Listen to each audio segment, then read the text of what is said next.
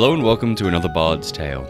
Last tale, I left you with Loki's final betrayal, abandoning the Aesir in their darkest hour to join forces with the Jotuns, destroyers of the cosmos. Baldur's death was the ignition of that engine of destruction, known as the Doom of Gods, the End Times, the Apocalypse, Ragnarok.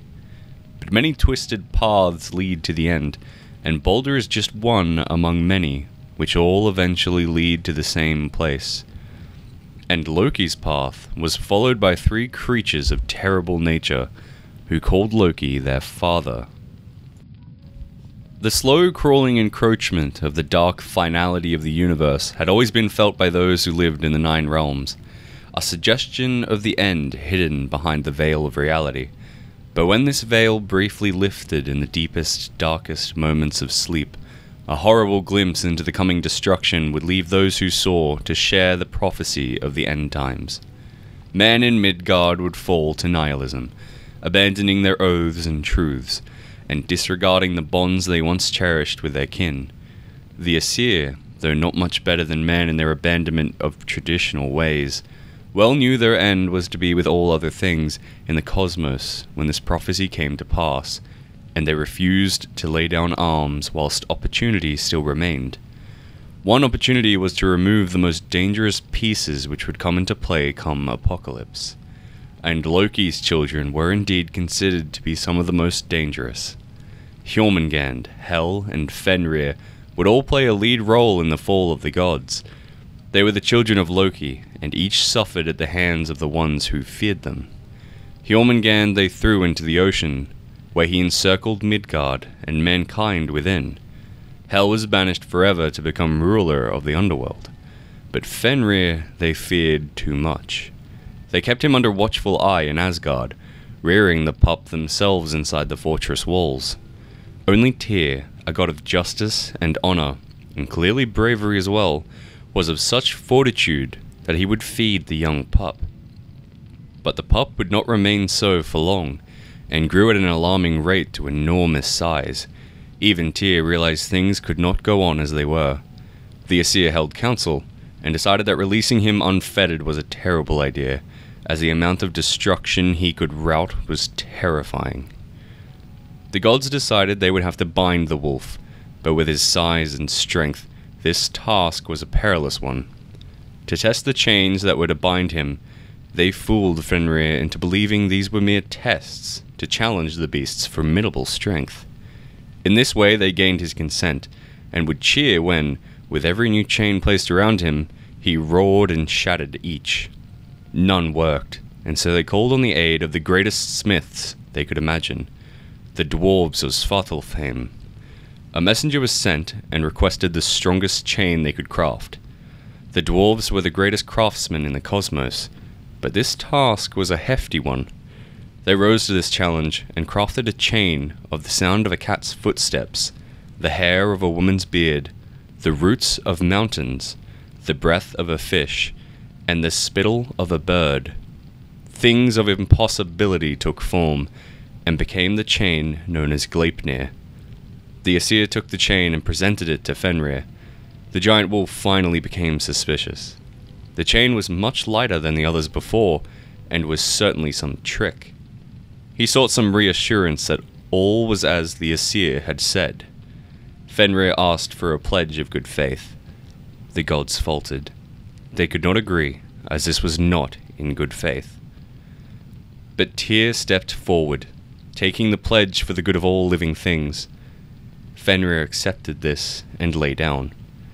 He demanded Tyr place his hand in his mouth. Should the Aesir prove to have broken their pledge, Fenrir would take Tyr's hand. Gleipnir was wrapped around him, and Fenrir was bound. And though he struggled and shook, the chains were harder and stronger than any before. Fenrir bared his teeth and tore through Tyr's wrist, severing his hand from his arm. Tyr was taken away, and the gods thought now of what to do with the giant wolf. They decided the fettered beast best to be taken far away to somewhere dark and lonesome. They found a place to this description, and tied the chain to a boulder, and then pierced Fenrir's mouth with a sword, so his mouth could never close. Fenrir howled wildly, and a thin creek of spittle from his maw became a foamy river they would call Van, or expectation. And so the great wolf would remain bound till Ragnarok, where Gleipnir would be shattered, and the mighty beast would run throughout the world, with his lower jaw against the ground and his upper jaw in the sky, becoming the great devourer. He is fated to slay Odin after a great and terrible battle, before finally being put to death by Odin's son, the silent god Vidar, who would tear the wolf's jaws apart with his bare hands. But the loosening of Gleipnir's restraints is still a long time away, and the river Van still flows from the wolf's great maw. Most need not worry, till several indications hint at the coming end. But these are all quite a time away, and before that time, another story must be told, for it foreshadows the death of a beloved god. This is a tale of Freyr, and his attempted courtship of the beautiful giantess, Gerd. One day Odin left his throne unattended, his throne from which one could look out upon the 9 worlds and see all. The Vanir god of fertility and fruitfulness, Freyr, seized this unexpected opportunity and sat himself on Odin's high throne. From high atop the throne, Freyr could see the going-ons of all the worlds, and he watched with curiosity the actions of all living things, but he became ensnared when he gazed upon Jotunheim and spotted a most beautiful giantess named Gerd. He knew immediately that he must wed her. Freyr hopped from the throne to find his servant Skirnir, who he demanded go to the hall of Geimir, Gerd's father, to ask for his daughter's hand in marriage. Skirnir instead proposed that he himself would woo Gerd for Freyr, if Freyr would only but give him his horse and magic sword in return for his help. Freyr, sick with love, accepted immediately. Skirnir knew the journey to Gymir's hall would be dangerous, and so he rode Freyr's horse and strapped his magical sword to his hip. And for gifts, Skirnir took some of Idun's golden apples of youth, a golden arm ring, and a portrait of Gerd captured in a drinking horn. Skirnir rode his new horse all the way to Jotunheim, and passed through the curtain of fire which surrounded Gymir's hall. But he rode no further, for he saw that the entrance to the giant hall was guarded by 2 terrible hounds, with maws like to tear him apart. Sitting on a grave mound nearby was a herdsman, who Skirnir asked if there was any way to gain entrance to the great hall. The herdsman asked Skirnir if he was doomed to die, or if he was already dead, for what a preposterous idea it would be for a man who lived, and wanted to keep living, to ask Geimir if he could have an audience with his daughter. Skirnir responded briefly, stating that these choices were better than sobbing about it, and the day of his death was fated long ago. Coincidentally, their conversation had drawn the attention of Gerd, who invited the visitor inside for a horn of mead. Once inside, Skirnir made his reason for visiting clear, and began to offer her gifts he was given as proof of Freyr's love and wealth. But Gerd relented, stating that no one would buy her love. Skirnir became frustrated and resorted to intimidations, threatening to behead her with his magical blade if she did not accept the proposal. But she was unmoved, stating again that her love could not be bought. Skirnir was furious, and so he cursed her. "I forbid this woman pleasure from any man. You'll live always amongst 3-headed giants, and never once sleep with a husband. Hrimgrimnir is the giant that will enjoy you in the gloom near Hell's gates. Foul corpses will give you only goat's piss to drink. That is the best drink there will be for you. That is my curse." Gerd was shocked, but at last gave in. She never believed that she would swear love to one of the Vanir. She consented to the marriage, and told Skirnir she would meet Freyr in a forest clearing in 9 nights to be wed. Skirnir nodded and took his leave, riding his horse back to Asgard. There he found Freyr pacing about and eagerly awaiting news of his beloved's response. Skirnir told him she consented, but that the wedding would not be for 9 nights. But Freyr despaired. "1 night is long, 2 nights are longer. How can I bear 3? A whole month is shorter than even half of such a premarital night." There will come a time when Fimbulvetr, a frigid winter which will last 3 years with no summers, will grasp the world. Crops will die, people will starve, oceans and rivers will freeze over, and even the largest fires may provide little comfort from the ever-present chill winds. Then people will turn on each other. Bonds and oaths forgotten, sons would murder fathers, adultery and incest, until no honor or kindness remained in the world. This is an age of axes, swords, wolves, and winds. On the 3rd year of the Fimbulvelta, 3 cries will echo across the 9 realms. The first will come from a red rooster called Fjalar. His cry will alert the giants, telling them that Ragnarok is begun. A second rooster's cry will travel through the lands of the dead, informing all who dwell there that the end is coming. And the third, a rooster called Gullinkambi, well known in the halls of Valhalla, will finally crow, and Asgard will know that Ragnarok has come. Upon hearing Gullinkambi's cry, the Aesir hold council in one of the majestic halls of Asgard. Heimdall will play a specific tone on his trumpet, the Gjallarhorn, signaling the Einherjar in Valhalla to take up arms and prepare for war. The horn will also call on the aid of the dead gathered by Freya, who herself had taken half the dead the Valkyries had gathered for Odin, and placed them in Folkvanga, the field of the host. Odin had agreed to let Freya take her pick first when the dead were gathered as a sign of goodwill towards the Vanir. The dead march to Vigrid, the place of battles where they will make their last stand. At this time, the world darkens. The sky is empty, the stars have disappeared, and the 2 wolves, Skoll and Hati, have swallowed sun and moon. Far below, the serpent Nidhogg's constant gnawing at the roots of the world tree finally begins to bear fruit, and Yggdrasil trembles. But now he senses the dead, and flies up the tree to feed on all those who would die to quell his endless hunger. The world is in chaos, and amid this chaos the imprisoned god Loki manages to free himself from his bonds, and escapes to his daughter Hel. Hel and Loki travel across the sea which separates Midgard from Jotunheim, where Hjormungand now brings himself to bear, ready to slay his nemesis, Thor. In Jotunheim, the giants board Hel's ship, the Naglfar, made of the claws of dead men. Along with the dishonorable dead, Hel and Loki sail to Vigrid, where they will make war on the Aesir. And below, Fenrir has broken Gleipnir. Running in large bounds, he climbs aboard the Naglfar. The horrid family stands together, Loki and his 3 children, Hel, Hjormungand, and Fenrir, along with a large host of giants and dead souls. They will meet the Aesir at Vigrid.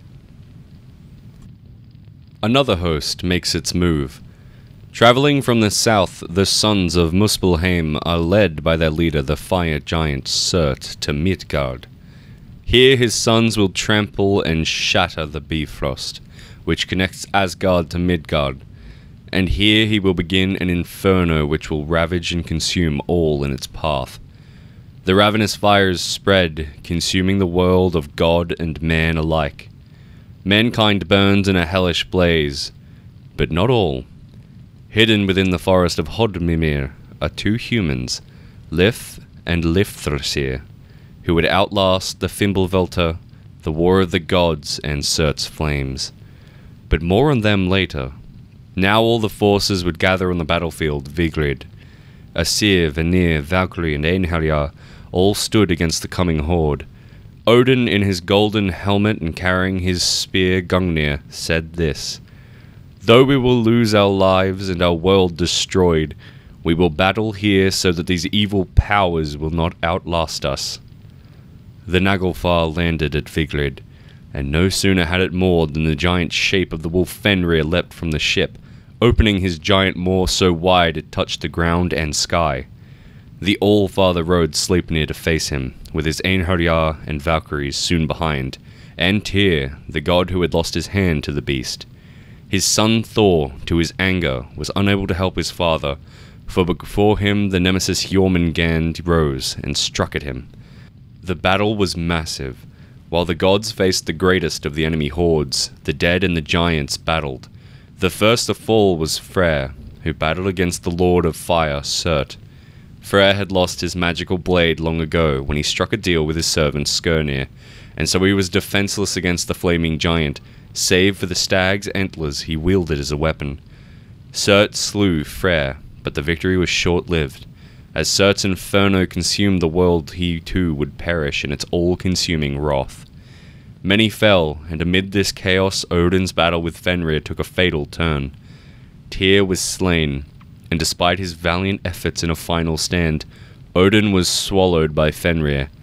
From nearby, Vidar, Odin's son, saw his father perish, and ran at the wolf.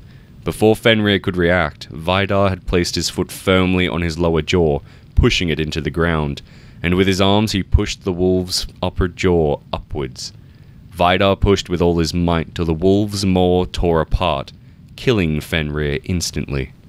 One of the fiercest enemies of the gods was now slain, but so too was the greatest Aesir. But the time of mourning had not come, and Thor still battled with the serpent. It was a battle of titans. Both were becoming tired, but Jormungand was clearly the more exhausted of the two. In a final act of desperation, Jormungand's gullet swelled with venom, which he would spray across the enemy, causing countless deaths. But Thor was quick, and with a mighty crack of his hammer Mjolnir, he struck the serpent down. Jormungand fell, and Thor stepped back 9 paces. But the serpent's mouth burst open, and the venom fell all over him. Thor was blinded, the venom choking him and burning his skin. He struggled, but eventually succumbed. The world's defender and valiant guardian Thor perished. Now Loki sprang from his daughter's ship and ran straight at Heimdall, guardian of the now destroyed Bifrost. Heimdall was no easy target, however, and the two battled equally. They wore each other down with each blow, till neither could move. And there they both lay, dead. The flames of Surt roared about the world, and Nidhogg flew over the battlefield claiming the dead in his maw. Everything was in chaos as the world sank into the boundless seas, vanishing beneath the waves. All was now perfect silence and darkness, as it was in the days of Ginnungagap. But eventually the earth was once again raised from the ocean, and was more lush and fruitful than it had ever been before. The number of those who died in Ragnarok was without number, and so it is more sensible to note those who lived. Their number is very few. Balder returned from the underworld along with Hod, who had been slain in vengeance, once more stood upon the land of the living. Alongside him were his brothers, Vali and Vidar, the two sons of Thor, Modi and Magni, with Mjolnir as well, and Odin's brother Honir. Njord also, god of the sea and protector of sailors, would return to Vanaheim, which may have survived Surt's flames. Frigg, Freya, and some of the other goddesses as well had also survived, but their number was not as great as it once was. They travelled to the field Idavol, a place of renewal, and they thought for a time on what to do in this new world. They turned to the runes for guidance.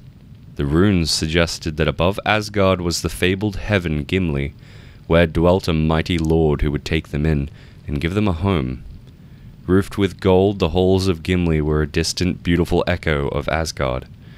From Gimli would the remaining gods rule in endless happiness. And light would return to the world when the child of Sol, a woman as beautiful as she was, picks up the reins of her mother's chariot and follows in her mother's path. Far below, the figures of two humans, a man and a woman, make their way from the forest of Hodmimir. They are Lif and Liftharsir. They survived the wanton destruction that wiped out the rest of their people by hiding in the special forest and feeding on the morning dew. They will go on to repopulate the world and bring back the race of man. This new age will be a bountiful one, a time of peace, joy, happiness, and rebirth. But a speck of darkness taints this otherwise perfect picture. From beneath the still waters of the ocean draws forth the twisted form of Nidhogg, the Terrible Serpent, who rises high into the sky. Innumerable corpses hang from its vast wings, casting a shadow across the world below.